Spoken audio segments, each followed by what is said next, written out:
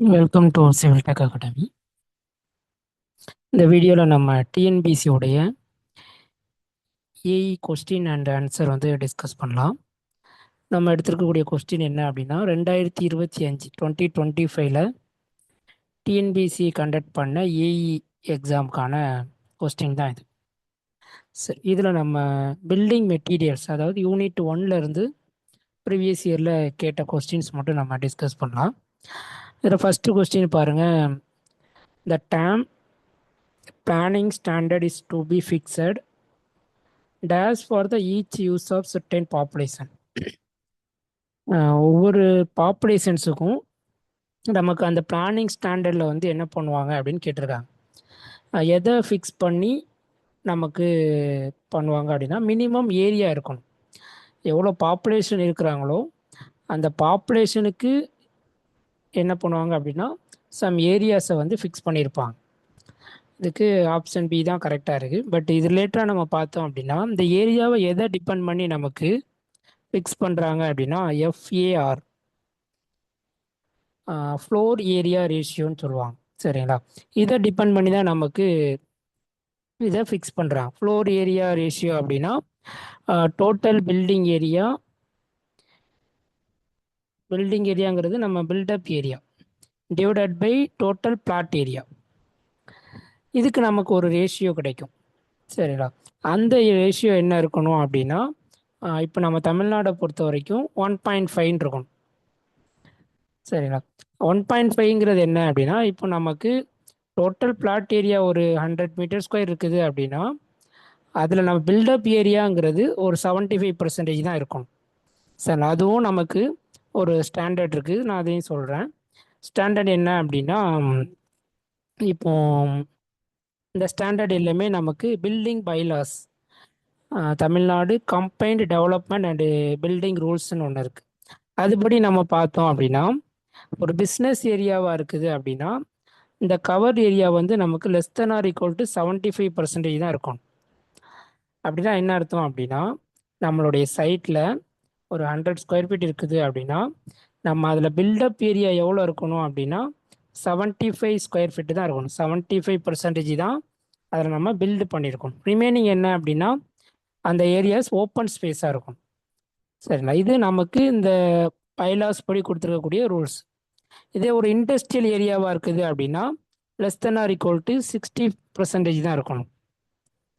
சரிங்களா? அதே மாதிரி நமக்கு ரெசிடென்சியல் ஏரியாவாக இருந்தது அப்படின்னா அதுதான் நமக்கு இந்த மினிமம் ஏரியாவை பொறுத்து ஃபிக்ஸ் பண்ணுவாங்க. சரிங்களா? அது மினிமம் ஏரியா என்ன அப்படின்னா, ஏரியா வந்து 200 மீட்டர் ஸ்கொயருக்கு கம்மியாக இருந்தது அப்படின்னா 66% தான் நம்ம கன்ஸ்ட்ரக்ட் பண்ணணும். அதில் பில்டப் ஏரியா இருக்கணும். சரிங்களா? இது எப்போ அப்படின்னா அப் டு பில்டிங் வரைக்கும். அதே மாதிரி 200 to 500 மீட்டர் ஸ்கொயர் ஏரியா இருக்குது, பிளாட்டோடைய சைஸ் இருக்குது அப்படின்னா அங்கே நம்ம 50% வரைக்கும் கன்ஸ்ட்ரக்ட் பண்ணிக்கலாம். இதான் மேக்ஸிமம் பெர்மிசிபிள் லிமிட். சரிங்களா? அதே மாதிரி 500 to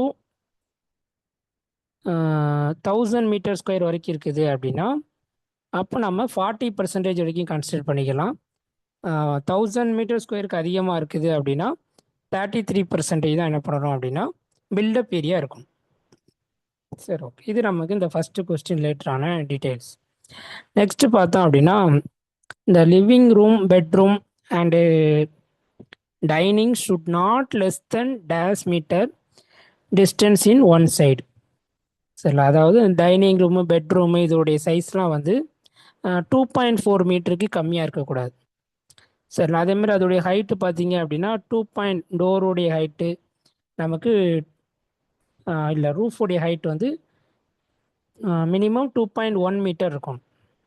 சரிங்களா? வித்து இங்கே என்ன கொடுத்துருக்காங்க, டிஸ்டன்ஸ் கொடுத்துருக்காங்க. சரிங்களா? அதே மாதிரி டிஸ்டன்ஸ் 2.4 மீட்ரு, ஹைட் வந்து நமக்கு மினிமம் எவ்வளோ இருக்கணும் அப்படின்னா 2.1 மீட்டர் இருக்கணும். சரிங்களா? Next minimum width of the staircase low rise building, low rise residential பில்டிங்காக இருந்தது அப்படின்னா மினிமம் ஹைட் வந்து நமக்கு 1.2 மீட்டர் இருக்கணும். சரிங்களா? இது மேக்ஸிமம் ஹைட் எவ்வளோ இருக்கணும்? சரிங்களா? அப்படின்னு பார்த்தோம் அப்படின்னா மேக்ஸிமம் ஹைட்டுங்கிறது 1.5 டைம்ஸு டபிள்யூ. டபிள்யூங்கிறது அதில் இருக்கக்கூடிய வித் ஆஃப் த ஸ்ட்ரீட், அது பக்கத்தில் இருக்கக்கூடிய ஸ்ட்ரீட்டுடைய width 1.5 W plus front open space. ஃப்ரண்டில் ஓப்பனிங் ஸ்பேஸ் கொடுத்துருப்பாங்களா அதோடைய ஸ்பேஸ். இதுதான் மேக்ஸிமம் ஹைட்டுக்கான ஃபார்முலா. சரி, நெக்ஸ்ட்டு பாருங்கள். அதே மாதிரி இப்போ நமக்கு காமனாக இது மினிமம் என்ன சொல்லியிருக்காங்க அப்படின்னா லோ ரைஸ் பில்டிங் கொடுத்துருக்காங்க. ரெசிடென்சியல் பில்டிங் ஸ்டேர் கேஸ் உடைய வித்து. இது நமக்கு minimum width of the staircase வந்து ஒரு எஜுகேஷ்னல் பில்டிங்க்கு எவ்வளோ இருக்கணும் அப்படின்னா 1.5 மீட்டர் இருக்கும். சில எஜுகேஷன் பில்டிங்கு ரெசிடென்சியலில் வந்து ஹை ரைஸாக இருக்குது, இது லோ ரைஸ் கொடுத்துட்டாங்களா, ஹை ரைஸாக இருந்தாலும் நமக்கு மினிமம் 1.5 இருக்கணும். அதே மாதிரி ஒரு இன்ஸ்டிடியூஷனல் பில்டிங்காக இருக்குது அப்படின்னா அங்கே நமக்கு எவ்வளோ இருக்கணும் அப்படின்னா மினிமம் வித்து வந்து 2 மீட்டர் இருக்கும். நெக்ஸ்ட் பார்த்தோம் அப்படின்னா sound energy converting into other form of the energy. அதான் என்ன சொல்லுவாங்க அப்படின்னா ரீவெர்பரேஷன் அப்படின்னு சொல்லுவாங்க. Next king closer. King closer வந்து எதுக்கு ரிலேட்டட் ஆனது அப்படின்னு கேட்டிருக்காங்க. கிங் க்ளோசருங்கிறது டோர் விண்டோவில் வருமானா வராது, கிங் போஸ்ட்ரஸில் வராது, குயின் போஸ்ட்ரஸில் வராது, பிரிக் மேசன்ட்ரியில் தான் வரும். சரிங்களா? கிங் க்ளோசருங்கிறது நமக்கு நம்மளுடைய பிரிக்கை வந்து இதே மாதிரி ட்ரையாங்கிள் ஷேப்பில் கட் பண்ணுறது. சரிங்களா? அதாவது ஃபுல் விட்த் இருக்கும், லென்த்தில் ஆஃபாக நம்ம கட் பண்ணுவோம். இதே மாதிரி கட் பண்ணி எடுக்கிறதா என்ன சொல்லுவாங்க அப்படின்னா கிங் க்ளோசர் அப்படின்னு சொல்லுவாங்க. நெக்ஸ்ட் பார்த்தோம் அப்படின்னா carbon content in low carbon steel. Low carbon ஸ்டீலில் கார்பன் கண்டென்ட் அப் டு எது வரைக்கும் இருக்கணும் அப்படின்னா 0.3%. சரிங்களா? அதாவது 0.15 டு 0.3% வரைக்கும் இருக்கும். அதேமாதிரி நமக்கு காமனாக தெரியும், இந்த ஸ்டீலுடைய யங் மாடலஸ் கேட்பாங்க சம்டைம்ஸு. சரிங்களா? 2.1 into 10⁵ Newton per MM square. இதெல்லாம் ரிப்பீட்டடாக கேட்கக்கூடிய கொஸ்டின். நெக்ஸ்ட் பார்த்தோம் அப்படின்னா the triangular shape masonry work provided at the end of the sloped roof. ஒரு ஸ்லோப்டு ரூஃப் உடைய ட்ரையாங்கிள் ஷேப் அதோடைய எண்டில் இருக்கும்ல அதுக்கு நேம் என்னன்னு கேட்குறான். சரிங்களா? அதான் நம்ம என்ன சொல்லுவோம் அப்படின்னா கேபிள் அப்படின்னு சொல்லுவாங்க. ஒரு ஸ்லோப்டு ரூஃபில் அதோட எண்டில் இருக்கக்கூடிய இந்த இடத்துக்கு பேர் தான் என்ன சொல்லுவாங்க அப்படின்னா கேபிள். சரி, இதில் நமக்கு நிறைய பேட்டர்ன்ஸ் இருக்கும். சரிங்களா? Next most commonly used the bond for the wall thickness and the strongest bond என்னன்னு கேட்டிருக்காங்க. இது என்ன அப்படின்னா காமனாக யூஸ் பண்ணக்கூடியது வந்து நமக்கு இங்கிலீஷ் பாண்ட் தான் யூஸ் பண்ணும். இதில் என்ன பண்ணுவாங்க அப்படின்னா அல்டர்னேட் கோர்ஸ் வந்து நமக்கு ஸ்ட்ரெச்சரு ஹெட்டர் ரெண்டுமே அல்டர்னேட்டாக கொடுத்துருப்பாங்க இந்த பிரிக் மேசன்டியில். அதுலேயும் என்ன அப்படின்னா இங்கிலீஷ் பாண்டில். அது ஃப்ளிம்மிஸ் பாண்டாக இருந்தது அப்படின்னா நமக்கு ஈச் கோர்ஸ் எப்படி இருக்கும் அப்படின்னா ஹெட்டரு, அதுக்கப்புறம் அல்டர்னேட் கோர்ஸ் வந்து ஸ்ட்ரெச்சராக இருக்கும். ஒரு கோர்ஸ் ஃபுல்லாகவே ஹெட்டராக இருக்கும், அதுக்கப்புறம் ஸ்ட்ரெச்சராக இருக்கும். ஸோ அதே இங்கிலீஷ் பாண்டாக இருந்தது அப்படின்னா அதில் நமக்கு எப்படி இருக்கும் அப்படின்னா alternate course or stretcher and header. சரிங்களா? அதாவது தெளிவாக நோட் பண்ணிக்கோங்க. இங்கிலீஷ் பாண்டுங்கிறது அல்டர்னேட் கோர்ஸ் வந்து ஸ்ட்ரெச்சரு ஹெட்டராக இருக்கும். சரிங்களா? அதே ஃப்ளிம்மிஸ் பாண்டு அப்படின்னா ஈச் கோர்ஸில் வந்து நமக்கு ஹெட்டர் ஸ்ட்ரெச்சர் இருக்கும். சரிங்களா? இது வந்து ஒரு கோர்ஸ்னு வச்சுக்கோங்க. இதில் ஹெட்டர் இருக்கும், ஸ்ட்ரெச்சர் இருக்கும், ஹெட்டர் இருக்கும், ஸ்ட்ரெச்சர் இருக்கும். இப்படி இருந்தது அப்படின்னா அது ஹெட்டர் கோர்ஸ். சார் அது ஃப்ளிம்மிஸ் கோர்ஸ். அதே வந்து இங்கிலீஷ் பாண்டு அப்படின்னா நமக்கு அல்டர்னேட் கோர்ஸில் தான் ஸ்ட்ரெச்சர் அண்ட் ஹெட்டர் வரும். ஒரு இது ஃபுல்லாக எப்படி இருக்கும் அப்படின்னா ஸ்ட்ரெச்சராக இருக்கும், அடுத்த இது எப்படி இருக்கும் அப்படின்னா ஹெட்டராக இருக்கும். சரிங்களா. Next the suitable grade of concrete for the pre-stress concrete work. ப்ரீஸ்ட்ரெஸ்ஸை பொறுத்த வரைக்கும் நமக்கு ப்ரீ M40 யூஸ் பண்ணுவாங்க. ஹையர் தென் M40 தான் யூஸ் பண்ணாங்க. போஸ்ட் டென்ஷனிங்காக இருந்தது அப்படின்னா M30. சரிங்களா. ப்ரீஸ்ட்ரெஸ் காங்கிரீட் அப்படின்னா நமக்கு அந்த கேபிளை வந்து முன்னாடியே ஸ்ட்ரெஸ் பண்ணிடுவாங்க, பண்ணிவிட்டு அதில் காங்கிரீட்டை லே பண்ணிடுவாங்க. போஸ்ட் டென்ஷனிங்கிறது ஆஃப்டர் த காங்கிரீட் லே பண்ணதுக்கப்புறம் நமக்கு என்ன பண்ணுவாங்க அப்படின்னா டென்ஷனிங் பண்ணுவாங்க. அதான் நம்ம போஸ்ட் டென்ஷனிங் சொல்லுவோம். நெக்ஸ்ட் பார்த்தோம் அப்படின்னா இந்த filling ability and passing ability are the important characteristics of, இந்த ரெண்டும் நமக்கு எந்த காங்கிரீட்டில் இருக்கும் அப்படின்னா செல்ஃப் காம்பேக்டிங் காங்கிரீட்டில் தான் இருக்கும். சரி, செல்ஃப் காம்பேக்டிங் காங்கிரீட்டை பொறுத்த வரைக்கும் நமக்கு அதை நம்ம எதுவுமே காம்பேக்ட் பண்ணவே தேவையில்லை. சரிங்களா. அதுவே என்ன ஆயிரும் அப்படின்னா காம்பேக்ட் ஆயிரும். அப்படின்னா என்ன அர்த்தம் அப்படின்னா அந்த வாய்ட்ஸ் எல்லாமே ஃபில் ஆயிரும். சரி, அந்த காங்கிரீட்டை நம்ம லே பண்ணிட்டாலே அதோடைய வாய்ட்ஸ் எல்லாமே ஃபில் ஆயிரும். அதான் என்ன சொல்லுவாங்க அப்படின்னா செல்ஃப் காம்பேக்டிங் காங்கிரீட் அப்படின்னு சொல்லுவாங்க. நெக்ஸ்ட் பார்த்தோம் அப்படின்னா by the proper proportioning and complete mixing of ingredient in concrete which can be reduced by proper proportioning and complete mixing of ingredient in concrete which can be reduced.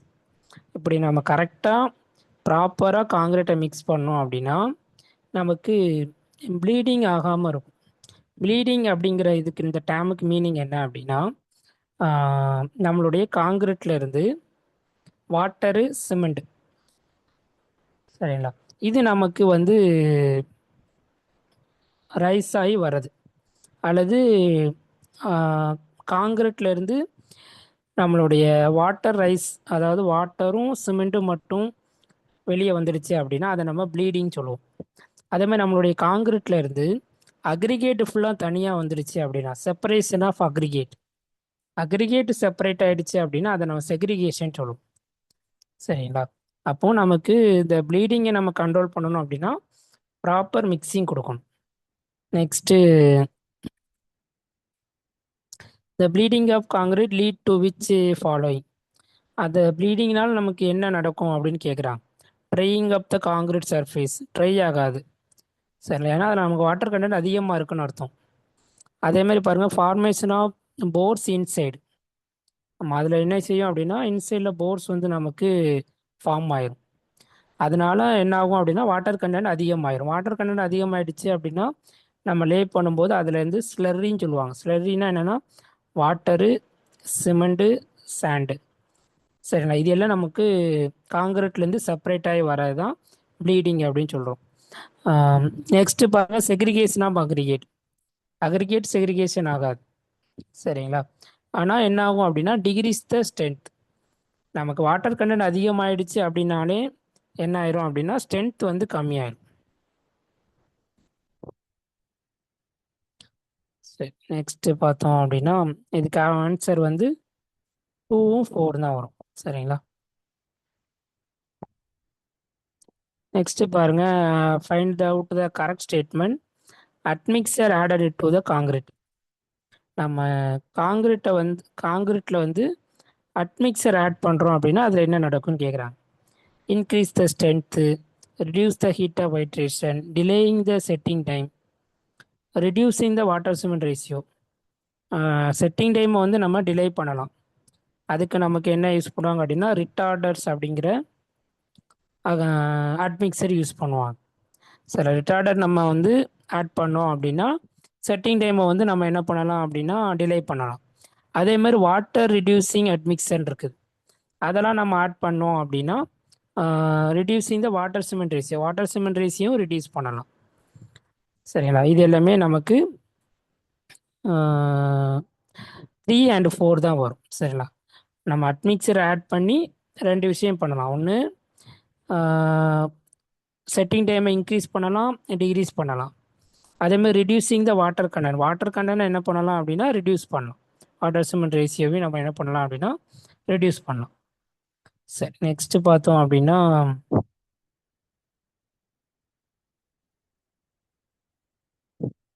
prevent the segregation of concrete should not throw from the height of more than.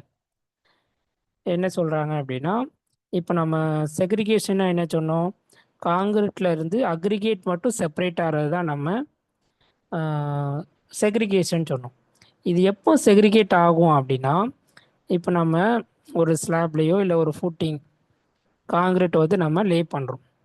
இந்த லே பண்ணக்கூடிய போது இந்த height இருக்குல்ல, இந்த height வந்து நமக்கு 1 மீட்டருக்கு மேலே இருந்து என்ன பண்ணக்கூடாது அப்படின்னா காங்கிரீட்டை போர் பண்ணக்கூடாது. அப்படி நம்ம காங்கிரீட் போரிங் பண்ணோம் அப்படின்னா கண்டிப்பாக அக்ரிகேட் எல்லாமே செப்பரேட் ஆகும். சரிங்களா? அப்போது should not more than 1 metre height. 1 metre ஹைட்டுக்கு மேலே இருந்து நம்ம காங்கிரீட்டை வந்து போர் பண்ணாமல் இருந்தாலே என்ன ஆகும் அப்படின்னா இந்த செக்ரிகேஷனை நம்ம ப்ரிவென்ட் பண்ணலாம். Next, the term earthware is used for the clay product bayonet. நம்மளுடைய clay ப்ராடக்டில் வந்து வந்து பேன்மெண்ட் வந்து லோ டெம்பரேச்சரில் தான் பண்ணுவாங்க. சரிங்களா? ஜெராமிக் மெட்டீரியலாக இருக்குது, இது எர்த்வேர் வந்து லோ டெம்பரேச்சரில் பண்ணுவாங்க. ஜெராமிக் மெட்டீரியல்ஸாக இருக்குது அப்படின்னா அதை நம்ம ஹை டெம்பரேச்சரில் பேன் பண்ணுவோம். இதுவும் நமக்கு ஒரு clay ப்ராடக்ட் தான். அதே மாதிரி clay ப்ராடக்டில் வேறு என்ன வரும் அப்படின்னா பிரிக்கு வரும். சரிங்களா? சிமெண்ட்டு, இதெல்லாம் வந்து நமக்கு கிளேயிலேருந்து மேட் பண்ணக்கூடிய சம் ப்ராடக்ட் தான். நெக்ஸ்ட்டு பாருங்கள், இந்த size of coarse aggregate for the plain cement concrete. அதாவது பிசிசியில் வந்து நமக்கு என்ன கோர்ஸ் அக்ரிகேட் யூஸ் பண்ணுவாங்க அப்படின்னா 40 to 75 mm. சரிங்களா? நம்ம இன்ஃபீல்டில் பார்த்தோம் அப்படின்னா 1.5 இன்ச்சு அக்ரிகேட் தான் யூஸ் பண்ணுவாங்க பிசிசிக்கு. அப்போ அது 40 to 75 mm வரும்.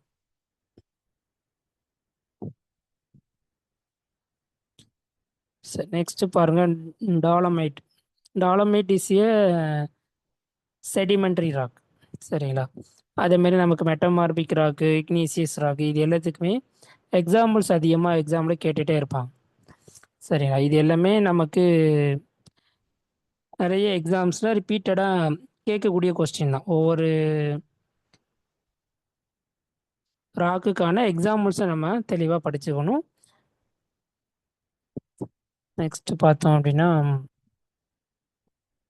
which are the following best suitable for construction of piers, apartment of a railway bridge?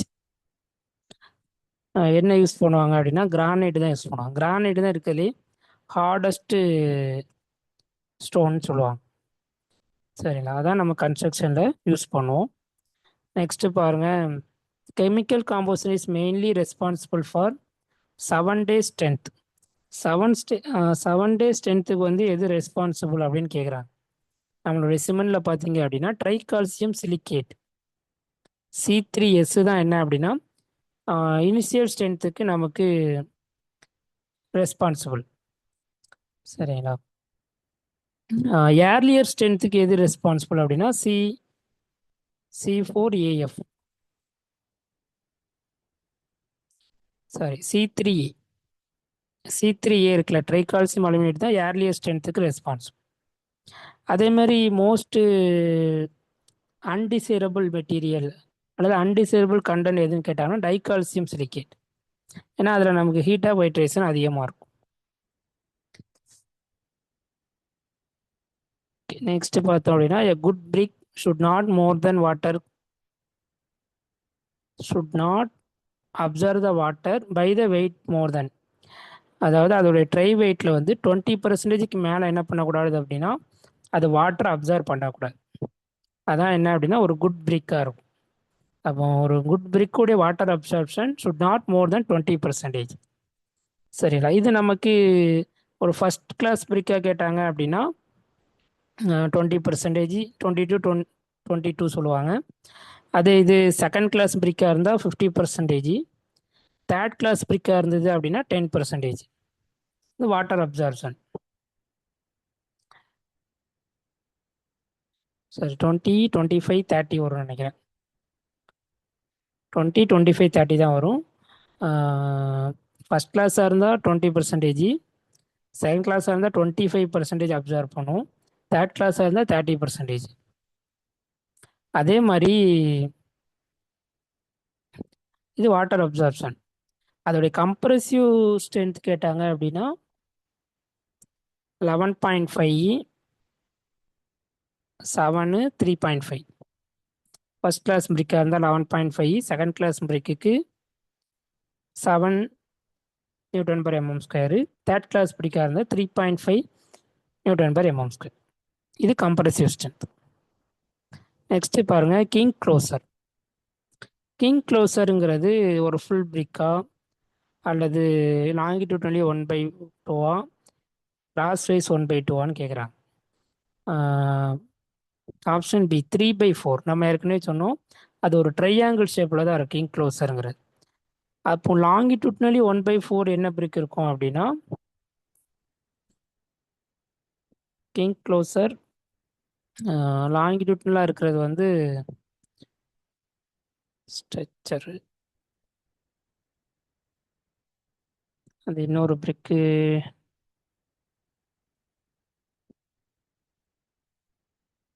ஒரு நிமிஷம். இது எல்லாமே நமக்கு பிரிக் மேசன்ட்ரியில் வரக்கூடிய டாபிக் தான், சரிங்களா? ப்ரீவியஸ் இயர் கொஸ்டினை பார்த்தோம் அப்படின்னா நமக்கு ரொம்ப சிம்பிளாக தான் கொஸ்டின்ஸ் கேட்டிருக்காங்க. இந்த மேசன்ட்ரியிலேருந்து கேட்டிருக்க கொஸ்டின் எல்லாமே ரொம்ப சிம்பிளாக தான் இருக்குது. இந்த லாங்கிடியூட்னலி 1/2ங்கிறது குயின் க்ளோசர், சரிங்களா? அப்போ க்ளோசர்னா என்ன அப்படின்னா நம்மளுடைய பிரிக்கை நம்மளுடைய யூசேஜுக்கு ஏற்றபடி, சரிங்களா, அதாவது என்ன மேசன்ட்ரிக் தேவையோ அதை பீஸாக கட் பண்ணி எடுக்கிறாங்களா தான் நம்ம க்ளோசர்னு சொல்லுவாங்க. அப்போ கிங் க்ளோசர் அப்படின்னா இதே மாதிரி ட்ரையாங்கிள் ஷேப்பில் எடுக்கிறது. லாங்கிடியூட்னலாக நம்ம கட் பண்ணி எடுத்தோம் அப்படின்னா அதை நம்ம என்ன சொல்லுவாங்க அப்படின்னா குயின் க்ளோசர்னு சொல்லுவாங்க, சரிங்களா? சரி, அதே மாதிரி பாண்டில் பார்த்தீங்க அப்படின்னா இங்கிலீஷ் பாண்டு, ஸ்ட்ரெச்சர் பாண்டு, சரிங்களா, ஹெட்டர் பாண்டு, இதே மாதிரி ஃபிலிமிஸ் பாண்டு, இதெல்லாம் ரிப்பீட்டடாக எக்ஸாமில் கேட்குறாங்க. ஓகே, நம்ம நெக்ஸ்ட் வீடியோவில் வந்து அடுத்த டிஎன்பிஎஸ்சியோடைய கொஸ்டின்ஸை வந்து டிஸ்கஸ் பண்ணலாம். தேங்க்யூ.